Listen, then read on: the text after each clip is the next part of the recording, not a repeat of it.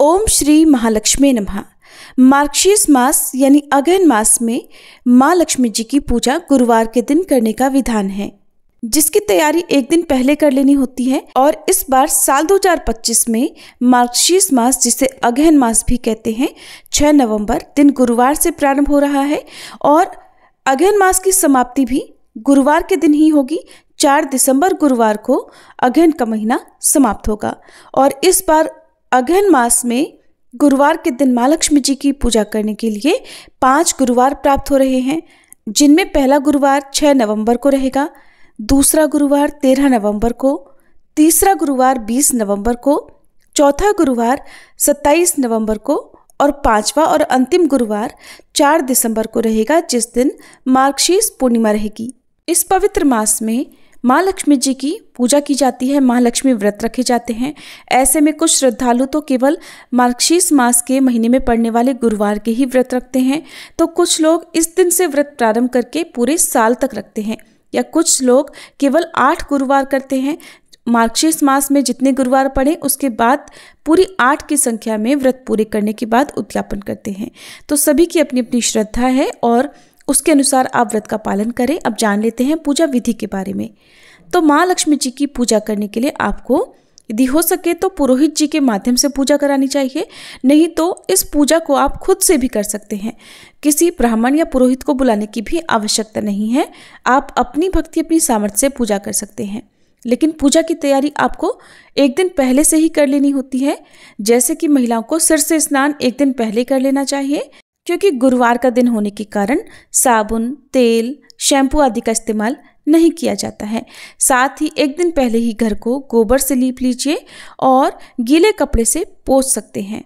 एक दिन पहले ही शाम के समय तक आप अपने घर के मुख्य द्वार पर रंगोली या फिर चावल के आटे से ऐपण आदि बना सकते हैं।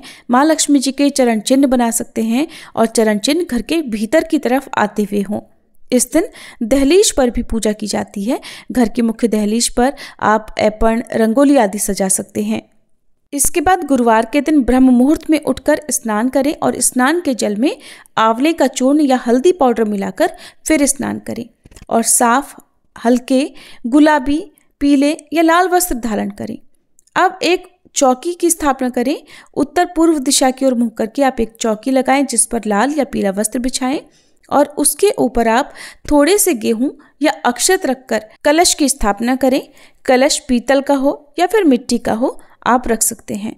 तो अक्षत या फिर गेहूं के ऊपर कलश रखने के बाद जो जल है लोटे का, उसमें सुपारी, थोड़े से अक्षत, दूर्वा डालें और एक का सिक्का डालें। हल्दी की गांठ और एक सुपारी और लौंग का जोड़ा भी डाल सकते हैं, लेकिन इत्र जरूर डालें। कलश पर स्वास्तिक का चिन्ह बनाएं और कलश के कंठ पर कलावा बांधकर उसके ऊपर आम या अशोक के 5 या 7 पत्ते डालकर बीचों बीच एक जटा वाला यानी पानी वाला नारियल रखकर उस नारियल पर बाजार में मिलने वाले माँ लक्ष्मी जी के मुखौटे या चेहरे को बांधकर चिपका दीजिए और कलश पर हल्दी कुमकुम का टीका लगाएं और जितना बड़ा कलश है उसके हिसाब से उस कलश पर लहंगा भी बांध दें। इस तरह से हम कलश के ऊपर माँ लक्ष्मी जी की स्थापना कर लेंगे और साथ ही नारियल को माँ लक्ष्मी जी मानकर, माँ लक्ष्मी जी का स्वरूप मानकर उनके ऊपर लाल चुनरी भी चढ़ा दें। श्रृंगार भी कर दें। श्रृंगार की सामग्री जैसे चूड़ी, बिंदी, मंगलसूत्र आदि अर्पित करें और चौकी पर माँ लक्ष्मी जी की एक प्रतिमा या तस्वीर की भी स्थापना करें। साथ में गणेश भगवान जी की भी स्थापना करें। चौकी या मंडप को सजाने के लिए धान की बालियां और आंवले की टहनियों का भी प्रयोग किया जाता है। इसके अलावा मंडप या चौकी के चारों ओर सुंदर रंगोली भी बना सकते हैं और गंगा जल का छींटा देकर भगवान गणेश और माँ लक्ष्मी जी को स्नान का भाव कराने के बाद धूप दीप जलाएं और उत्तर दिशा की तरफ मुंह करके आपको हाथ में थोड़े जल और पुष्प लेकर व्रत रखने का संकल्प लेना चाहिए। आपको जितने भी गुरुवार करने हों उतने व्रत का संकल्प आपको पहले दिन ही लेना होता है। अब ओम श्री गणेशाय नमः कहने के बाद आप आचमन करें। सबसे पहले दाहिने हाथ में थोड़ा सा जल लेकर ओम केशवाय नमः फिर आचमन कर लें। ओम नारायणाय नमः कहकर जल का आचमन करें, यानी दाहिनी हथेली पर 1 बूंद जल लेकर उसे आपको ग्रहण करना है, उसका सेवन करना है। फिर तीसरी बार में ओम माधवाय नमः कहकर आचमन करें। 3 बार आचमन करने के बाद एक बार फिर से ओम गोविंदाय नमः कहकर अपने दोनों हाथ धो लीजिए। अब माँ लक्ष्मी जी को एक पुष्प की सहायता से जल का छींटा देते हुए स्नान का भाव करें। फिर उन्हें हल्दी कुमकुम लगाएं। ताजे फूलों का हार अर्पित करें, यदि हो सके तो कमल का पुष्प अर्पित करें। धूप दीप जलाएं और माँ लक्ष्मी जी के मंत्रों का जाप करें। कथा का श्रवण करें। सबसे अंत में श्री लक्ष्मी चालीसा का पाठ करें। माँ लक्ष्मी जी के नमन अष्टक, महालक्ष्मी नमन अष्टक का पाठ करें। धन सुख समृद्धि की कामना से श्री कनक धारा स्तोत्र का पाठ करें या सुने और सबसे अंत में कपूर जलाकर आरती उतारें और फिर सच्चे मन से माँ लक्ष्मी जी को प्रणाम करें और फिर भोग लगाएं। सुबह के समय आप फलों का या दूध से बनी मिठाई का भोग लगा सकते हैं। शाम के समय एक बार फिर से पूजन करें और ये पूजा शाम की सूर्यास्त से पहले पहले तक कर लेनी चाहिए। यदि समय हो तो दोनों ही समय आपको कथा का पाठ करना चाहिए, नहीं तो शाम के समय आप धूप दीप जलाकर माँ लक्ष्मी जी की पूजा करें और माँ लक्ष्मी जी को सात्विक भोजन का या खीर का भोग लगाएं।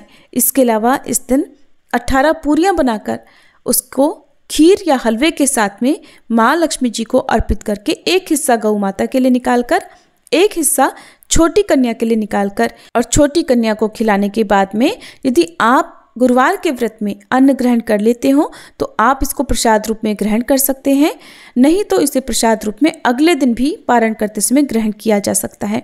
जो लोग किसी भी प्रकार का अन्न गुरुवार के व्रत में नहीं खाते हैं वो केवल फलाहार करें या दूध का सेवन करें। नमक का सेवन माँ लक्ष्मी जी के व्रत में वर्जित बताया जाता है, लेकिन ऐसे बहुत से श्रद्धालु हैं जिनकी श्रद्धा होती है व्रत रखने में, लेकिन नमक का सेवन जिनके लिए बहुत ज़्यादा जरूरी हो वो सेंधा नमक से बना हुआ फलाहार कर सकते हैं। जो भी भोग आप माता रानी को लगाएं उसे आप परिवारजनों में प्रसाद रूप में जरूर बांटें। गौ माता का हिस्सा यदि हो सके तो उसी शाम को खिला देना चाहिए, नहीं तो अगले दिन भी आप गौ माता को उनका हिस्सा अर्पित कर दें। जिस चौकी की आपने स्थापना की है, जो कलश की स्थापना की है, बहुत से लोग तो पूरे अगहन मास में इस चौकी को अपने घर पर स्थापित किए रहते हैं, जिनके घर में नियमों का पालन होता है, क्योंकि गुरुवार का व्रत रखने वाले भक्तों को लहसुन प्याज का सेवन नहीं करना चाहिए। लेकिन जिनके साथ ऐसा करना संभव ना हो तो वो लोग अगले दिन सुबह स्नान करके चौकी हटा सकते हैं और चौकी हटाते समय आप कलश को हटा दीजिए। कलश के ऊपर लगाए गए पत्तों का विसर्जन कर दीजिए, जिसे घर में ही पौधों में गमलों में लगा सकते हैं। जल को भी इसी तरह से आप घर के सभी हिस्सों में मुख्य द्वार पर छिड़कने के बाद में आप उसका बचे हुए जल का विसर्जन घर के ही पौधों में कर सकते हैं।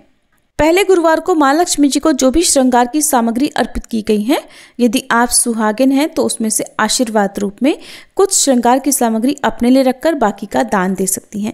जो माँ लक्ष्मी जी का मुखौटा है वो आपको बार बार खरीदने की आवश्यकता नहीं है, तो आप पहले गुरुवार को जिस मुखौटे के साथ में पूजा कर रही हैं उसे अगले गुरुवार में भी पूजा में रख सकती हैं। जो नारियल आपने स्थापित किया है उसे चाहे तो आसपास के मंदिर में रख सकते हैं या फिर आप उन्हें बहते हुए जल में प्रवाहित कर सकते हैं।